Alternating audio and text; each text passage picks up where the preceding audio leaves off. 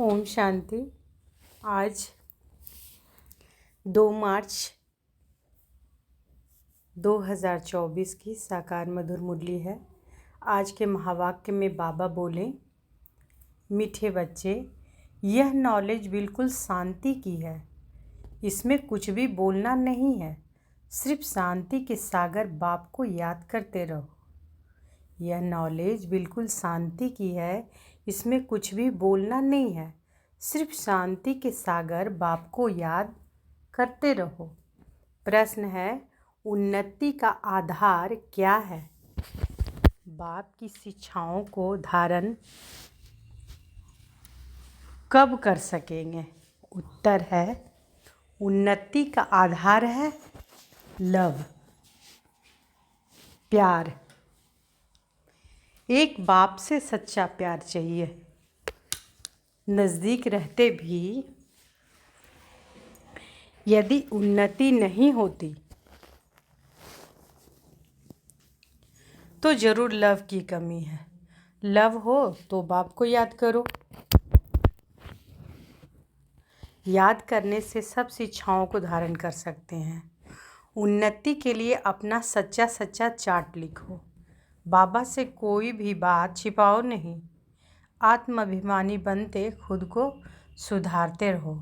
तो उन्नति का आधार क्या है? लव, प्यार, एक बाबा से। नज़दीक रहते भी अगर उन्नति नहीं होती है तो ज़रूर क्या प्यार की कमी है, लव की कमी है। लव हो तो बाप को याद करें। याद करने से सब शिक्षाओं को धारण कर सकते हैं। उन्नति के लिए क्या करना है? अपना सच्चा सच्चा चार्ट लिखो। बाबा से कोई भी बात छिपाओ नहीं। आत्माभिमानी बनते खुद को सुधारते रहो। ओम शांति। अपने को आत्मा समझकर बैठो और बाप को याद करो। अपने को आत्मा समझकर बैठो और बाप को याद करो। बाबा पूछते हैं कि जब भी कहाँ सभा में भाषण करते हो तो घड़ी घड़ी ये पूछते हो कि तुम अपने को आत्मा समझते हो या देह? अपने को आत्मा समझकर यहाँ बैठो। आत्मा ही पुनर्जन्म में आती है। अपने को आत्मा समझ परमपिता परमात्मा को याद करो। बाप को याद करने से ही तुम्हारे विकर्म विनाश होंगे। इसको योग अग्नि कहा जाता है। निराकार बाप निराकारी बच्चों को कहते हैं, मुझे याद करने से तुम्हारे पाप कट जाएंगे और तुम पावन बन जाएंगे। तो बाबा किसे पढ़ा रहे हैं? निराकार बाप किसे पढ़ा रहे हैं? निराकारी बच्चों को। और क्या कहते हैं बाबा कि मुझे याद करने से तुम्हारे पाप कट जाएंगे और तुम पावन बन जाएंगे। फिर तुम मुक्ति, जीवन मुक्ति को पाएंगे। सभी को मुक्ति के बाद जीवन मुक्ति में आना है ज़रूर। तो घड़ी घड़ी यह कहना पड़े कि अपने को आत्मा निश्चय करके बैठो। भाइयों और बहनों, अपने को आत्मा समझ बैठो और बाप को याद करो। यह फरमान बाप ने ही दिया है। यह है याद की यात्रा। बाप कहते हैं कि मेरे साथ बुद्धि का योग लगाओ तो तुम्हारे जन्म जन्मांतर के पाप भस्म हो जाएंगे। यह घड़ी घड़ी तुम याद कराएंगे, समझाएंगे, तब समझेंगे कि आत्मा अविनाशी है, देह विनाशी है। यह घड़ी घड़ी तुम याद कराएंगे और समझाएंगे, तब समझेंगे कि आत्मा अविनाशी है और देह विनाशी है। अविनाशी आत्मा है, विनाशी देह धारण कर पाठ बजाय एक शरीर छोड़ फिर दूसरा लेती है। आत्मा का स्वधर्म तो शांति है। वह अपने स्वधर्म को भी नहीं जानते हैं। अब बाप कहते हैं कि मुझे याद करो तो विकर्म विनाश होंगे। मूल बात यह है, पहले पहले तुम बच्चों को यही मेहनत करनी है। बेहद का बाप आत्माओं को कहते हैं, इसमें कोई शास्त्र उठाने की दरकार नहीं। तुम गीता का मिसाल देते हो तो भी कहते हैं तुम सिर्फ गीता उठाते हो, वेदों का नाम क्यों नहीं लेते हो? बाबा ने कहा, उनसे पूछो वेद किस धर्म का शास्त्र है। वेद पूछो, बाबा कह रहे हैं कि उनसे पूछो कि वेद किस धर्म का शास्त्र है। कहते हैं आर्य धर्म का। आर्य किसको कहते हैं? हिंदू धर्म तो है नहीं। आदि सनातन तो है ही देवी देवता धर्म। फिर आर्य कौन सा धर्म है? आर्य तो आर्य समाजियों का धर्म होगा। आर्य धर्म तो नाम ही नहीं है। आर्य धर्म किसने स्थापना किया? तुमको वास्तव में गीता को भी नहीं उठाना है। पहली बात है अपने को आत्मा समझ, बाप को याद करो तो सतो प्रधान बन जाएंगे। इस समय सब हैं तमो प्रधान। पहले पहले तो बाप का भी ही परिचय देना है, महिमा भी बाप की ही करनी है। यह भी तुम सब कह सकेंगे जब तुम खुद बाप को याद करते होंगे।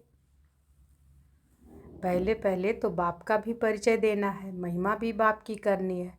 यह भी तुम तब कह सकेंगे जब तुम खुद बाप को याद करते होंगे।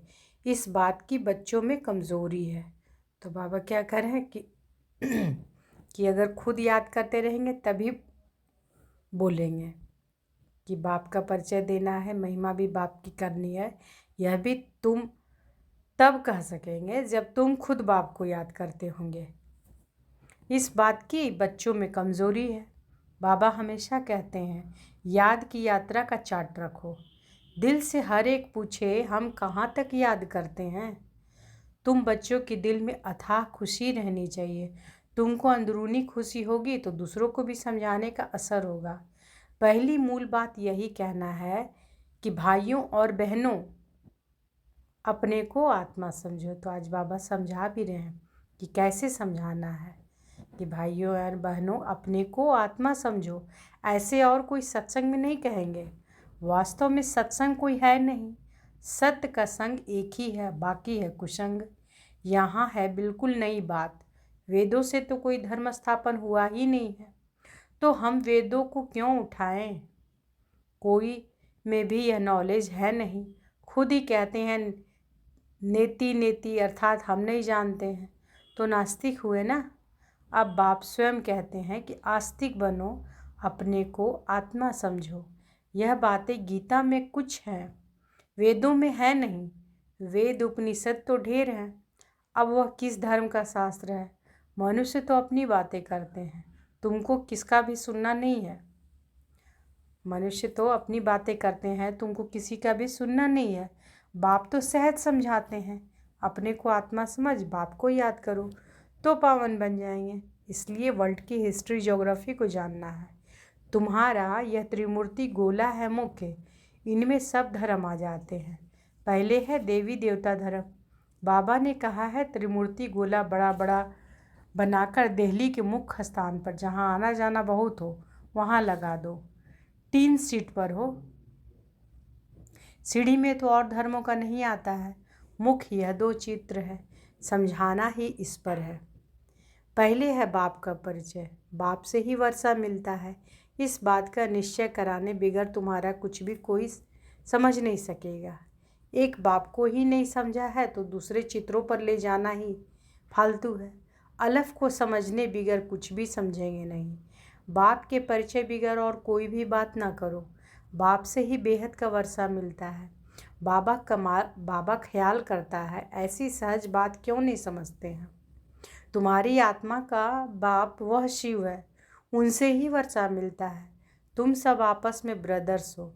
जब इस बात को भूलते हो तब तमो प्रधान बन जाते हो। अब बाप को याद करो तो सतो प्रधान बन जाएंगे। मूल बात है ही रचयिता और रचना को जानना। कोई भी जानते नहीं, ऋषि मुनि भी जानते नहीं, तो पहले बाप का परिचय दे, सबको आस्तिक बनाना है। बाप कहते हैं कि मुझे जानने से तुम सब कुछ जान जाएंगे। मुझे नहीं जाना तो कुछ भी तुम समझेंगे नहीं। तो बाबा क्या कह रहे हैं कि मुझे जानने से तुम सब कुछ जान जाएंगे, मुझे नहीं जाना तो कुछ भी तुम समझेंगे नहीं। मुक्त तुम अपना समय वेस्ट करते हो। चित्र आदि भी जो ड्रामा अनुसार बने हैं वही ठीक है, परंतु तुम इतनी मेहनत करते हो फिर भी किसी के बुद्धि में बैठता नहीं है। बच्चे कहते हैं कि बाबा क्या हमारे समझाने में कोई भूल है? बाबा फट से कह देते हैं कि हाँ भूल है। अलफ को ही नहीं समझा है तो झट से रवाना कर दो। बोलो जब तक बाप को नहीं जाना तब तक तुम्हारी बुद्धि में कुछ भी बैठेगा नहीं। तुम भी जब देही अभिमानी अवस्था में नहीं रहते हो तो आंखें क्रिमिनल रहती है। सिविल तब बनेगी जब अपने को आत्मा समझेंगे। देही अभिमानी होंगे तो फिर तुमको आंखें धोखा नहीं देगी। देही अभिमानी नहीं तो माया धोखा देती रहेगी। इसलिए पहले तो आत्म अभिमानी बनना है। बाबा कहते हैं कि अपना चार्ट दिखाओ तो मालूम पड़े। अगर अभी तक झूठ, पाप, गुस्सा है तो अपना ही सत्यानाश करते हो। बाबा चार्ट देखकर समझ जाते हैं कि यह सत्य लिखा है या अर्थ भी नहीं समझा है। सब बच्चों को बाबा कहते हैं कि चार्ट लिखो। जो बच्चे योग में नहीं रहते वह इतनी सर्विस भी नहीं कर सकते। जौहर नहीं भरता है। भल बाबा कहते हैं कि कोटों में कोई निकलेगा, परंतु जब तुम खुद ही योग में नहीं रहते तो दूसरों को फिर कैसे कहेंगे। सन्यासी कहते हैं कि सुख कागविष्टा समान है, वह सुख का नाम ही नहीं लेते हैं। तुम जानते हो भक्ति अथाह है, उसमें कितनी आवाज़ है। तुम्हारी नॉलेज तो बहुत शांति की है। बोलो, शांति का सागर तो बाप ही है। अपने को आत्मा समझ बाप को याद करना है। बाप कहते हैं मन मना भव, यह अक्षर भी नहीं कहो। हिंदुस्तान की है हिंदी भाषा, फिर संस्कृत दूसरी भाषा क्यों। अब इन सब भाषाओं को छोड़ो, पहले तुम भाषण करो कि अपने को आत्मा समझो। तो आज बाबा बार बार क्या बोल रहे हैं कि किसी को भी समझाओ तो क्या बोलना है कि अपने को आत्मा समझो। बहुत है जो अपने को आत्मा भी नहीं समझ सकते, याद नहीं कर सकते। अपने घाटे को कोई समझ ना सके। कल्याण तो है ही बाप की याद में। और कोई सत्संग में ऐसे नहीं कहते हैं कि अपने को आत्मा समझ बाप को याद करो। बच्चे कभी बाप को एक जगह बैठ याद करते हैं क्या। उठते बैठते बाप की याद है ही। आत्माभिमानी बनने की प्रैक्टिस करनी है। तुम बहुत बोलते हो, इतना बोलना नहीं चाहिए। मूल बात है याद की यात्रा। योग अग्नि से ही तुम पावन बनेंगे। इस समय सब दुखी हैं, सुख मिलता ही है पावन बनने से। तुम आत्माभिमानी हो, किसको समझाएंगे तो उनको तीर लगेगा। तुम आत्माभिमानी हो, किसी को समझाएंगे तो उनको तीर लगेगा। कोई खुद विकारी है और किसी को कहे कि निर्विकारी बनो तो उनको तीर नहीं लगेगा। बाप कहते हैं कि बच्चे, तुम खुद याद की यात्रा पर नहीं रहते, इसलिए तीर भी नहीं लगता। अब बाप कहते हैं बीती सो बीती, पहले अपने को सुधारो। दिल से पूछो, हम अपने को आत्मा समझ बाप को कितना याद करते हैं। जो बाप हमको विश्व का मालिक बनाते हैं। हम शिव बाबा के बच्चे हैं तो ज़रूर हमको विश्व का मालिक बनना है। वही एक मासूक आकर तुम्हारे सामने खड़ा हुआ है तो उनके साथ बहुत लव होना चाहिए। लव माना याद। शादी होती है तो स्त्री का पति के साथ कितना लव होता है। तुम्हारी भी सगाई हुई है, शादी नहीं। वह तो जब विष्णुपुरी में जाएंगे, पहले शिव बाबा के पास जाएंगे, फिर ससुर घर जाएंगे। सगाई की खुशी कम होती है क्या। सगाई हुई और याद पक्की। सतयुग में भी सगाई होती है, परंतु वहाँ सगाई कब टूटती नहीं, अकाले मृत्यु नहीं होती। यह तो यहाँ होती है। तुम बच्चों को भी गृहस्थ व्यवहार में रहते पवित्र बनना है। भल बहुत नज़दीक भी रहते हैं, फिर भी उन्नति नहीं होती। जो उस लव से आते हैं उनकी बहुत उन्नति होती है। याद ही नहीं तो लव ही नहीं रहता, तो उनकी शिक्षाओं को भी धारण नहीं कर सकते। भगवान आज तुम बच्चे सबको यही पैगाम दो कि काम महाशत्रु है जो आदि मध्य अंत दुख देता है। तुम तो पवित्र सतयुग के मालिक थे, अभी तुम गिरकर गंदे बन पड़े हो। अब यह अंतिम जन्म फिर से पवित्र बनो। काम चिता पर बैठने का हथियाला कैंसिल करो। तुम बच्चे जब योग में बोलेंगे तब किसी की बुद्धि में बैठेगा। ज्ञान तलवार में योग का जौहर चाहिए। पहली मुख्य है एक बात। बच्चे कहते हैं बाबा हम बहुत मेहनत करते हैं, तब मुश्किल कोई निकलता है। बाबा कहते हैं योग में रहकर समझाओ। याद की यात्रा की मेहनत करो। रावण से हारकर विकारी बने हो, अब निर्विकारी बनो। बाप की याद से तुम्हारी सब मनोकामनाएं पूर्ण हो जाएंगी। बाबा स्वर्ग का मालिक बनाते हैं। बाबा डायरेक्शन तो बहुत देते हैं, परंतु बच्चे अच्छी तरह कैच नहीं करते हैं और बातों में चले जाते हैं। मुख्य तो बाप का पैगाम दो, परंतु खुद ही याद नहीं करेंगे तो दूसरों को कैसे कहेंगे। ठगी नहीं चलेगी। दूसरों को कहे कि बेकार में नहीं जाओ, खुद जाएं तो ज़रूर दिल खाएगी। ऐसे भी ठग हैं। इसलिए बाबा कहते हैं कि मूल बात है ही अल्फ। अल्फ को जानने से तुम सब कुछ जान जाएंगे, अल्फ को ना जानने से तुम कुछ भी समझ नहीं सकेंगे। अच्छा, मीठे मीठे सिक्के लधे बच्चों प्रति माता पिता बाप दादा का याद प्यार और गुड मॉर्निंग। रूहानी बाप की रूहानी बच्चों को नमस्ते। हम रूहानी बच्चों की रूहानी माता पिता बाप दादा को याद प्यार, गुड मॉर्निंग और नमस्ते नमस्ते नमस्ते। शुक्रिया बाबा, शुक्रिया। धारणा के लिए मुख्य सार पहला है, अंदरूनी बाप की याद की खुशी में रहकर फिर दूसरों को बाप का परिचय देना है। सबको एक बाप की महिमा सुनानी है। दूसरा, आत्माभिमानी बनने की बहुत प्रैक्टिस करनी है, बहुत बोलना नहीं है। बीती सुबीती कर पहले स्वयं को सुधारना है। याद की यात्रा का सच्चा चार्ट रखना है।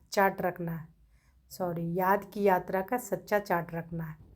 बाबा जी वरदान दिए हैं, ब्राह्मण जीवन में वैरायटी अनुभूतियों द्वारा रमणीकता का अनुभव करने वाले संपन्न आत्मा भव। ब्राह्मण जीवन में वैरायटी अनुभूतियों द्वारा रमणीकता का अनुभव करने वाले संपन्न आत्मा भव। जीवन में हर मनुष्य आत्मा की पसंदी वैरायटी है, तो सारे दिन में भिन्न भिन्न संबंध, भिन्न भिन्न स्वरूप का वैरायटी अनुभव करो तो बहुत रमणीक जीवन का अनुभव करेंगे। ब्राह्मण जीवन भगवान से सर्व संबंध अनुभव करने वाली संपन्न जीवन है, इसलिए एक भी संबंध किसी की कमी नहीं करना। ब्राह्मण जीवन भगवान से सर्व संबंध अनुभव करने वाली संपन्न जीवन है, इसलिए एक भी संबंध की कमी नहीं करना। अगर कोई छोटा सा हल्का आत्मा का संबंध मिक्स हो गया तो सर्व शब्द समाप्त हो जाएगा। जहाँ सर्व है वहाँ ही संपन्नता है, इसलिए सर्व संबंधों से स्मृति स्वरूप बनो। स्लोगन है, बाप समान अव्यक्त रूपधारी बन, प्रकृति के हर दृश्य को देखो तो हलचल में नहीं आएंगे। बाप समान अव्यक्त रूपधारी बन, प्रकृति के हर दृश्य को देखो तो हलचल में नहीं आएंगे। तो आज के महावाक्य में बाबा क्या बोल रहे हैं? बाबा कहते हैं कि यह नॉलेज क्या है? बिल्कुल शांति की है। इसमें कुछ भी बोलना नहीं है, सिर्फ शांति के सागर बाप को याद करते रहो। अपने को आत्मा समझकर बाबा को याद करना है। उन्नति का आधार क्या है? लव। लव किससे? एक बाप से। लव यानी प्यार। अच्छा, शुक्रिया बाबा, शुक्रिया। ओम शांति।